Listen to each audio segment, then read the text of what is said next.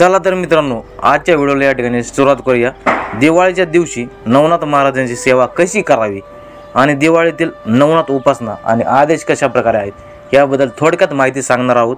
हा व्हिडिओला पूर्णपणे तुम्ही प्रतिसाद या ठिकाणी दिला पाहिजे, कारण की दिवाळीच्या दिवसामध्ये नवनाथांची सेवा कशी असते, कशी करावी लागते याबद्दल सविस्तर माहिती या व्हिडिओच्या माध्यमातून मी तुम्हाला देण्याचा प्रयत्न या ठिकाणी करणार आहे। चला तर आजच्या व्हिडिओला या ठिकाणी सुरुवात करूयात। प्रारंभ। नमस्कार मित्रांनो, आदेश।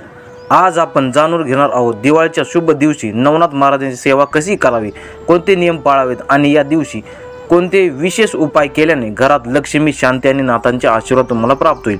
दिवाळी म्हणजे प्रकाशाचा उत्सव आणि नवनाथ महाराज म्हणजे आत्मप्रकाशाचे प्रतीक, म्हणून या दिवशी त्यांची सेवा केली तर नवनाथ आपल्याला आयुष्यामधील सर्व अंधकार या ठिकाणी दूर करू शकतात।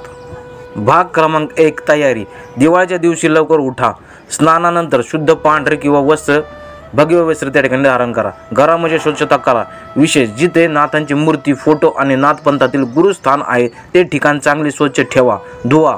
त्या ठिकाणी गंध, फूल, दिवा आणि अगरबत्ती लावा। गंगाजल किंवा तुळशीचे पाणी शिंपडून पवित्र करा। त्यानंतर अलख निरंजन आदेश म्हणत नमस्कार करा।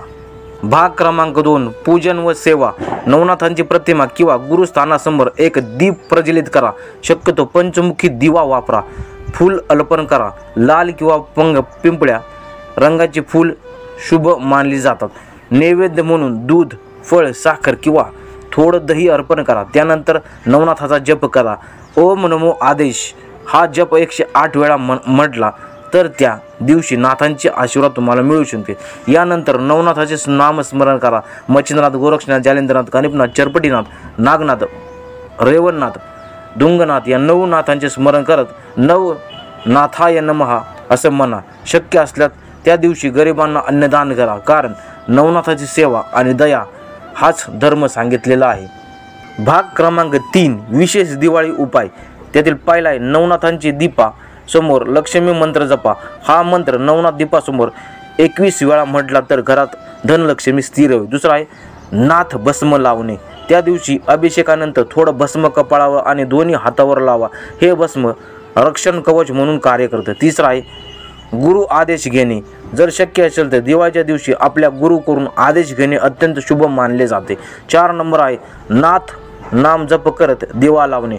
घराच्या प्रत्येक कोपऱ्यामध्ये नाथांच्या नामाने एक दीप लावा आणि म्हणा अलख निरंजन आदेश। हा शब्द म्हणजे नाथांचे आव्हान अंधकार नष्ट करून प्रकाश निर्माण करतो। भाग क्रमांक 4, समाप्ती। दिवाळीच्या दिवशी फक्त उत्सव नाही, तो आत्मिक जागृतीचा दिवस आहे। नवनाथांची सेवा करून आपण आपल्या आध्यात्मिक किंवा आत्मिक जो काही प्रकाश आहे तो प्रकट करू शकतो। ज्याच्या घरी नवनाथांचे दीप लावला जातो त्या घरामध्ये सुख, शांती आणि दैवी संरक्षण कायम राहते। शेवटी नम्र प्रार्थना करा, हे नवनाथ महाराज आमच्या मनातील अंधकार दूर करा, विवेकांना प्रकाश द्या आणि आपल्या चरणामध्ये सदैव भक्ती राहू द्या। अलख निरंजन आदेश।